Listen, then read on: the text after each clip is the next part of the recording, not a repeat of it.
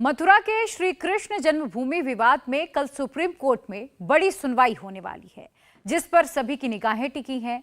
इसी बीच श्री कृष्ण जन्मभूमि ट्रस्ट भी अब अदालत की चौखट पर जा पहुंचा। ये पहली बार है जब ट्रस्ट ने कृष्ण जन्मभूमि पर अपने मालिकाना हक का दावा किया है। लेकिन अचानक ऐसा क्या हो गया जो ट्रस्ट को केस दाखिल करना पड़ा?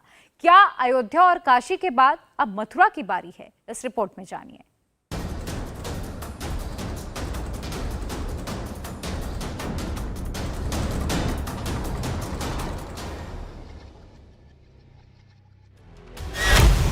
एक 137 साल की मुकदमेबाजी,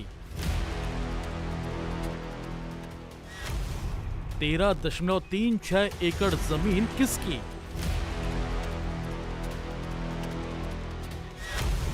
पहली बार श्री कृष्ण जन्मभूमि ट्रस्ट का दावा। आखिर क्यों ट्रस्ट ने अब किया दावा?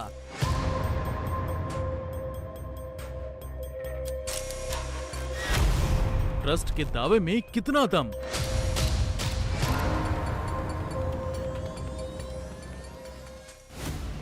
मथुरा में इसी जगह पर दावा किया जाता है कि यहां भगवान श्री कृष्ण का जन्म हुआ था।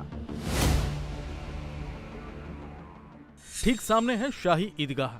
इसी परिसर की जमीन के मालिकाना हक को लेकर हिंदू पक्ष और मुस्लिम पक्ष के बीच विवाद है।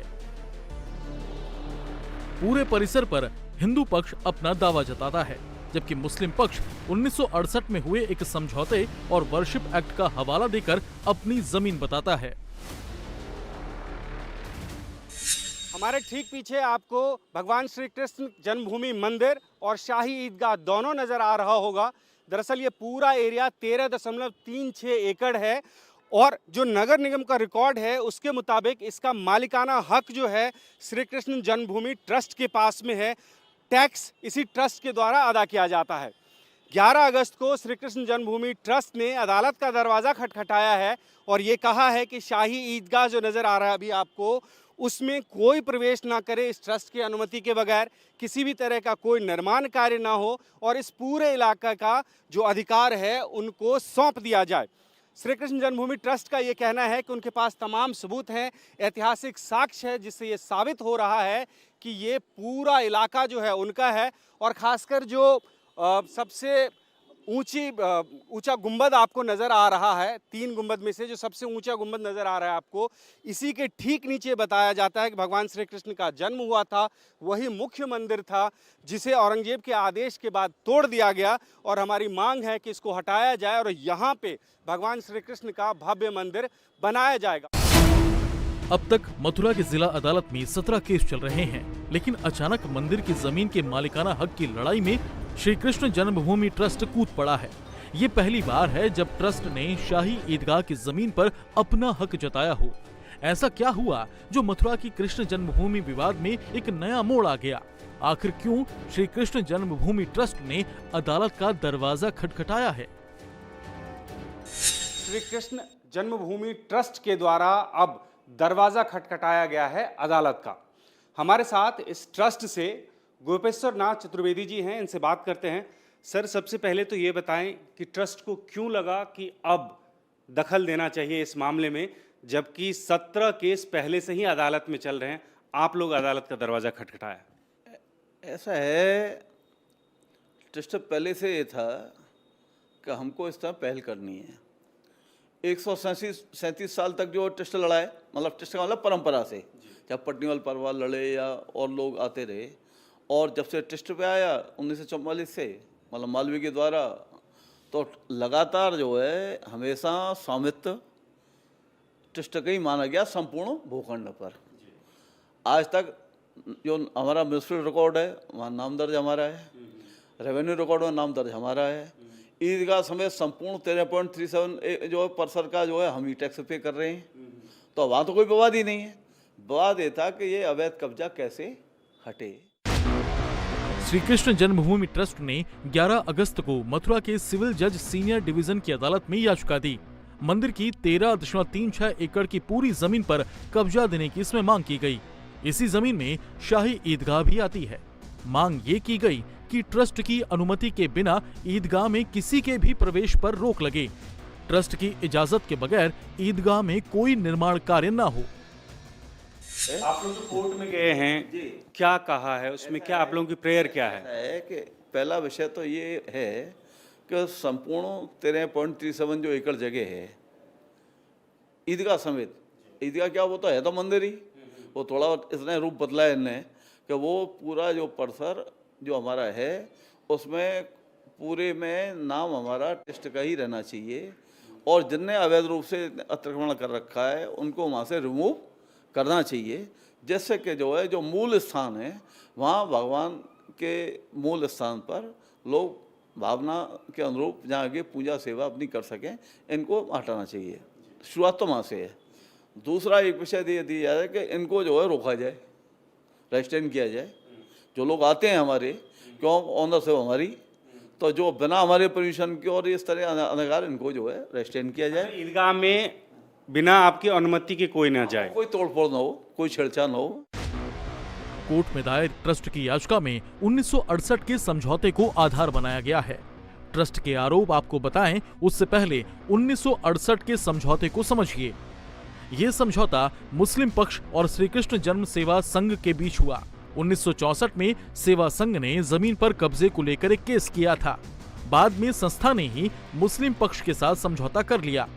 मुस्लिम पक्ष ने अपने कब्जे की कुछ जगह मंदिर के लिए छोड़ी और उसके बदले वहीं पास स्थित जगह उसे दे दी गई। ट्रस्ट का आरोप यह है कि कानूनी तौर पर इस संस्था को जमीन पर मालिकाना हक हासिल नहीं था, लेकिन इसने ट्रस्ट की भूमिका में काम करना शुरू कर दिया। उस समय ये था कि मुख्य जो है बॉडी बनी श्री कृष्ण जन्मभूमि ट्रस्ट, ये 1951 में, और उसके बाद में जब ये केशव देवी का मंदिर बन गया, ये हमारा केशवूतरा बन गया, गर्भ निकल गया, तो ट्रस्ट ने सोचा कि रूटीन डे टू डे जो वर्क हैं उनको देखने के लिए एक बॉडी, जहाँ जैसे हर बड़ी ट्रस्ट में होता है एक सोसाइटी रजिस्टर में एक बॉडी बना दी जाए।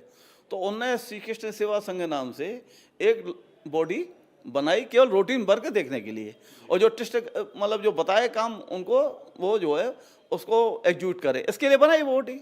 खैर, लेकिन जो मालकियत है, स्वामित्व है, वो तो हमेशा हर ट्रस्ट पर रहता है, वो जो बॉडी है उस पर कभी नहीं रहता है। उनने कोई समझौता किया है ऑन पेपर है, उसमें कोई डिनाई का मतलब ही नहीं है कि श्री कृष्ण सेवा संघ ने कोई समझौता किया। न ट्रस्ट से उनने पूछा, न ट्रस्ट ने उसको अप्रूव किया, न उनको ऑथराइज किया। ट्रस्ट का दावा है कि उसके पास जमीन के मालिकाना हक से जुड़े सभी दस्तावेज हैं। ट्रस्ट कहता है कि जमीन की खतौनी ट्रस्ट के नाम है, नगर पालिका में भी ट्रस्ट का नाम है, रेवेन्यू रिकॉर्ड में भी ट्रस्ट का ही नाम है, ट्रस्ट के नाम है सारी जमीन। जमीन का टैक्स ट्रस्ट भरता है। 1968 में हुआ समझौता ट्रस्ट गलत बताता है। शाही ईदगाह की जमीन भी ट्रस्ट अपनी बताता है। तो ये बताएं कि किस बिना पे आप लोग ये कह रहे हैं कि श्री कृष्ण जन्मभूमि ट्रस्ट के पास मालिकाना अधिकार है, कितनी वो जमीन है और कैसे ये मालिकाना अधिकार इस ट्रस्ट के पास पहुंचा? ऐसा है, आप भले को अभी पहुंचा पेपर है रिसेंट का, हम पे खसरा, खेवट, खतौनी, म्यूनिसिपल रिकॉर्ड आज भी जो है स्वामित्व के ख्याल में कृष्ण जन्मभूमि ट्रस्ट का ही नाम है। यदि इन पर कोई भी अधिकार होता तो अब तक चेंज करा लेते। आज की तारीख में ईदगाह के भीतर भी जो कोठरी बनी हुई है या कुछ इनके परिवार रहते हैं, उनमें यदि स्वामित्व के खाने में नाम है कृष्ण जन्मभूमि ट्रस्ट गई है, उसका आज भी टैक्स दे रहे तो अभी दे रहे हैं। और जहाँ तक आप साक्ष्यों की बात करते हैं, वहाँ लोगों ने बात किया होगा जहाँ तो जो इनकी फाउंडेशन है कथित ढांचे की, वो भी हमारा मंदिर की जो फाउंडेशन उस पर खड़ी हुई है। श्री कृष्ण जन्मभूमि केस में एक सबसे बड़ी रुकावट है प्लेस ऑफ वर्शिप एक्ट 1991। दरअसल 1991 में पीवी नरसिम्हा राव की सरकार में ये एक्ट पास हुआ था। इस कानून में कहा गया कि देश की आजादी के वक्त यानी 15 अगस्त 1947 को धार्मिक स्थलों का जो स्वरूप था उसे बदला नहीं जा सकता। यानी आजादी के दिन जिस धार्मिक स्थल पर या जिस हिस्से पर जिस संप्रदाय का अधिकार था, आगे भी उसी का रहेगा। लेकिन इसे लेकर भी हिंदू और मुस्लिम पक्ष में अपने अपने तर्क हैं। मुस्लिम पक्ष प्लेस ऑफ वर्शिप एक्ट 1991 को आधार बनाकर जमीन पर यथा स्थिति बनाए रखने की बात करता है, लेकिन हिंदू पक्ष का इसमें अलग तर्क है। मामला क्योंकि 137 सालों से कोर्ट में है, 17 केस चल रहे हैं और ऐसे में प्लेस ऑफ वर्शिप एक्ट इसमें कोई रुकावट नहीं है। ट्रस्ट के सदस्य गोपेश्वर नाथ चतुर्वेदी इसके लिए मुगलों के इतिहास में दर्ज आंकड़ों का हवाला दे रहे हैं। यदि महमूद गजनबी का मीर मुंशी लिखता है, उसके साथ में अलुत्वी तारीख यानी पुस्तक मौजूद है ना, कहाँ कितने दिन तक लूटा, 300 ऊँट पर सोना लाद करके ले गया, मतलब कैसे माणिक वगैरह जो नेत्र थे उनको ले गया। तो ये वो लिख रहे हैं। सिकंदर लोदी ने तोड़ा, तो उस समय के जो इतिहासकार हैं उन्होंने लिखा है कि सिकंदर लोदी ने तोड़ा। जो विदेशी यात्री उनने सब लिखा है, हमने नहीं लिखा है। अब जो तीसरा जो आखिरी जो मंदिर तोड़ा है औरंगजेब ने, जो ओरछा के राजा वीर सिंह बुंदेला जी ने बनाया था, तो उसमें पूरा विवरण पूरा उस समय मनुची ये तमाम जो यात्री आए हैं स्पेन के, इंग्लैंड के, ब्रिटिश के, उनने सबका वर्णन लिखा है कि दिवाली के दिन तो उसके दीपक जो आगरा से दूरबीन से दिखते थे, 8 कोस से दिन में दिखता था, 250 फीट ऊपर मंदिर था, 33 लाख की लागत से बनाया गया था। इंडिया टीवी हर वक्त हर जगह डाउनलोड करने के लिए सर्च करें India TV news Google play store या ऐप स्टोर पर।